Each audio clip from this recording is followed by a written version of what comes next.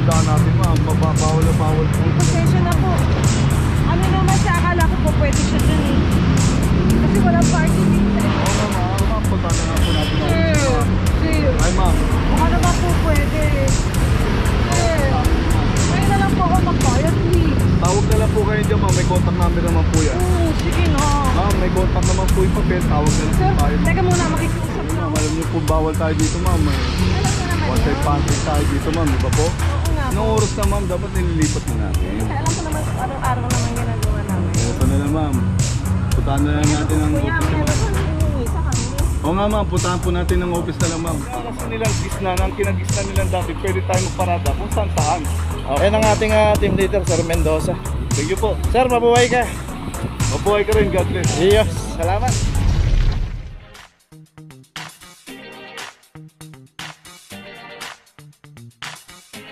Papa Joe TV.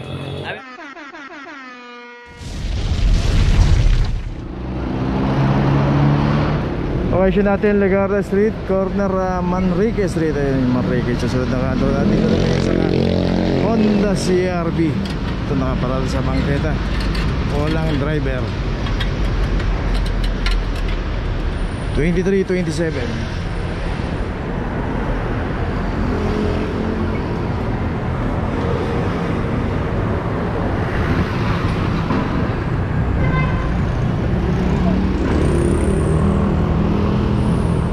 Kita natin yung tao dito na nagmadaan pagdating dito. Nahaharangan na. Ligarda.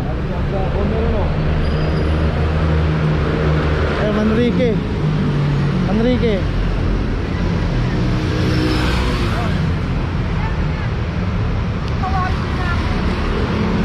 Kapatid ko kasi may sakit eh. Kailangan ko lang itakbo dito sa SSS Park sa Manila.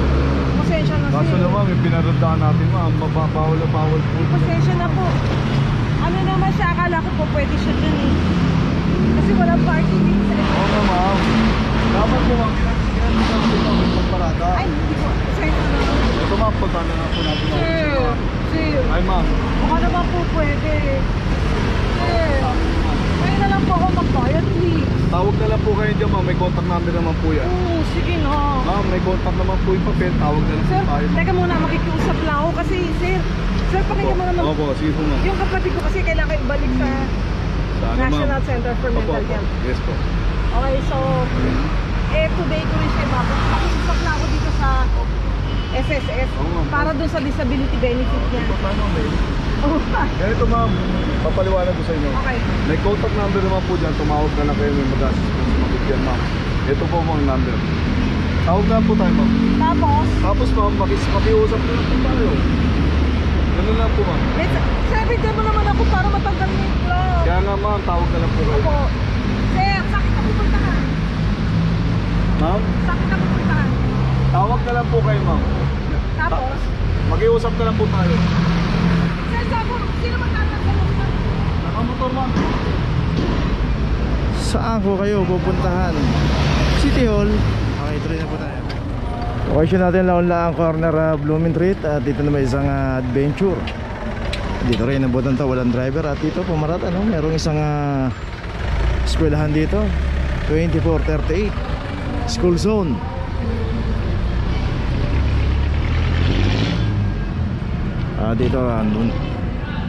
Dito random naman po yung operation. Pagka inabutan po yung sasakyan nyo dito at walang driver, naka-obstruct dito sa kahabaan ng Mabuhay Lane, matik na po yan. Pupuntahan na po natin yan sa Manila City Hall at merong kakulang penalty 900 pesos.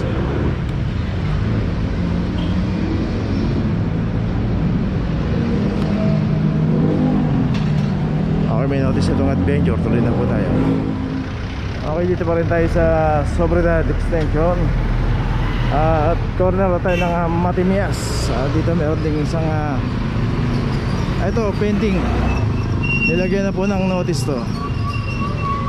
Hindi pa tumutubos. This vehicle is scheduled for towing today. Pagka hindi po tumubos yan, hatakin na po ng towing yan. Kaya pagka tayo na clamp, tubusin po kagad natin kasi magiging dalawa po yung penalty niyan. Bago natin matubos sa impounding ng towing, tutubos muna tayo sa clamping at pupuntahan natin sa impounding ng towing sa compact dyan sa may Balot Tondo. Okay, tuloy na po tayo. Location natin Reden Street, corner San Anton. Dito may isang Honda City rin ang inabutan dito at walang driver. Dito po sa kahabaan ng Reden, ang barangay po nagpapatupad dito ng one side parking. Dito yung pinaradaan ng Honda City dahil bawal po rito, dapat dito lang sa right side pwede pumarada kasi makita natin maraming mga obstruction din dito. May mga tricycle, may mga motor. Pero i-coordinate lang po natin yan sa nakakasakop sa TMU sa compact towing. So ito may notice na itong Honda City 2328. Walang driver na lumabas. Tuloy na po tayo.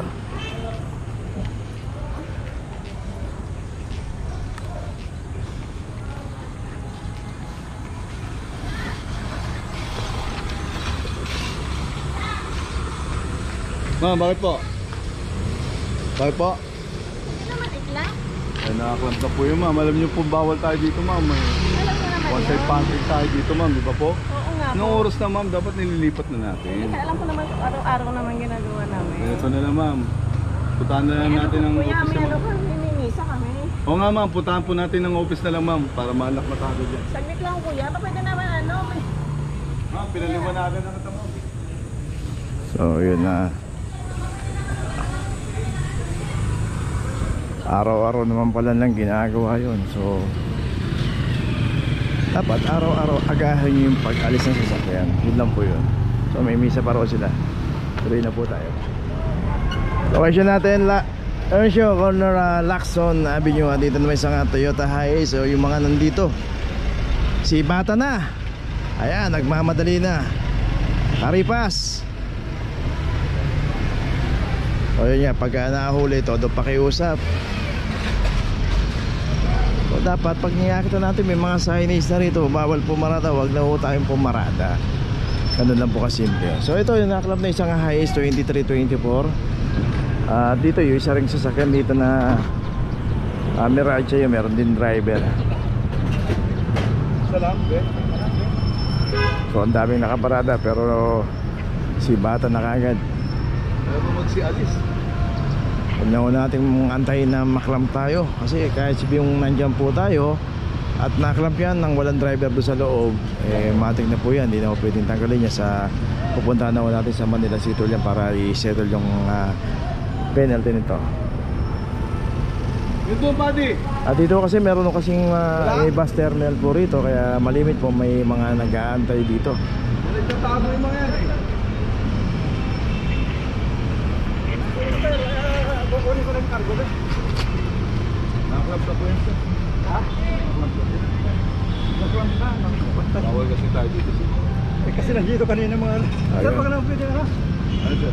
Uwi pa kasi parang Bulacan, sir. Ganito na, sir. Punta na lang natin dito sa Central Market na Grabe. Yan na lang po kayo punta. Yan na lang tayo punta, sir. Bayaran. Magkano yan, sir? Ayan po, sir. 900. So yun, nakita rin ni Kuya na may mga nakaparada kaya ginaya niya na rin. So yun nga lang, naiwan yung sasakyan niya. Tricycle kasi, alam po na tayo. At na-champion po, naklam po yung kanya. Okay. So isa lang po yung naklam dito. Tuloy na po tayo.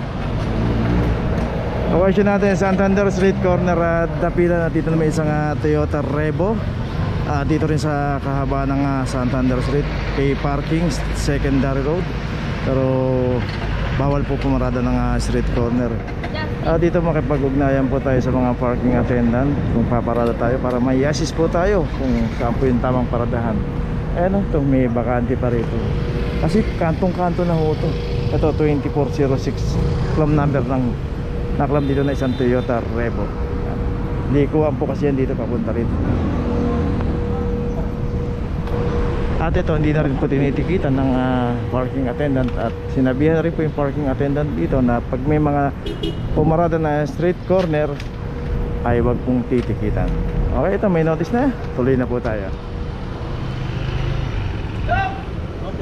Location natin Bangbang, corner Solo Street, in between ng Alfonso Mendoza. Dito naman naka-double park ng isang Mitsubishi Expander, claim number 2343 para sa Expander.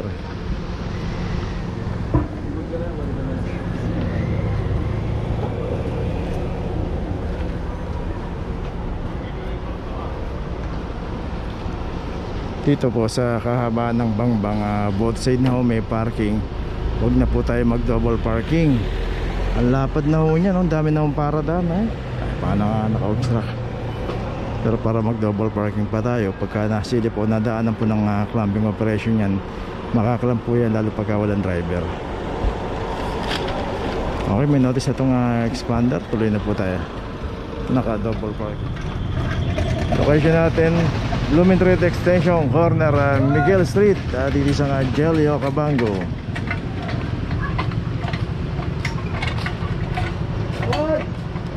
Okay, tinatawag ni Kuya may-ari ng sasakyan, pero ganun pa man, nakaklam na to ng walang driver. Clam number 2323 para sa Jelio Cabango.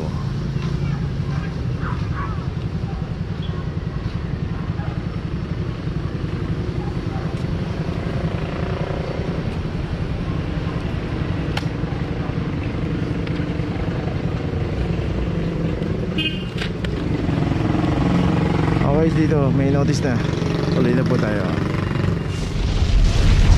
Okay, nandito na ngayon tayo sa opisina ng clamping sa impounding dito sa Central. Dito na po nagtatapos ang ating vlog. Maraming salamat po sa mga subscriber, sa mga viewers, sa mga napadaan po sa ating channel. Maraming salamat po sa mga suporta nyo. Sa mga hindi pa po nakakapag-subscribe, subscribe na po tayo mga kabayan. Maraming salamat po. Mabuhay!